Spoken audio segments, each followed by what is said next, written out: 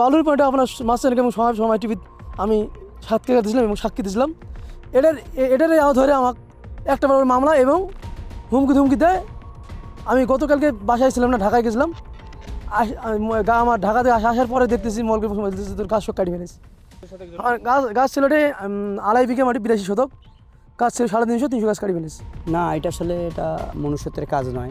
এখানে হিসেবে করেন মানুষের সাথে মানুষের শত্রুতা থাকতে পারে, তার মানে নয় যে পাতারের কোনো ফসল নষ্ট করে শত্রুতার প্রতিশোধ নেওয়া, এটা কিন্তু মনুষ্যত্বের কাজ না।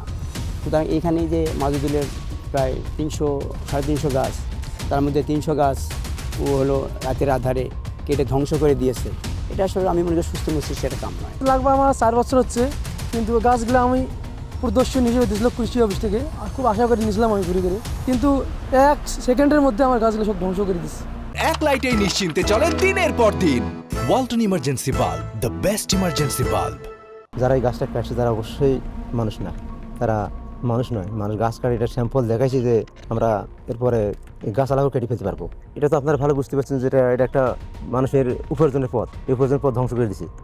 জনৈক হাবিজুলের আম বাগানে প্রায় 300টি আম গাছ কেটে ক্ষতি সাধনের বিষয়টি আমরা জেনেছি।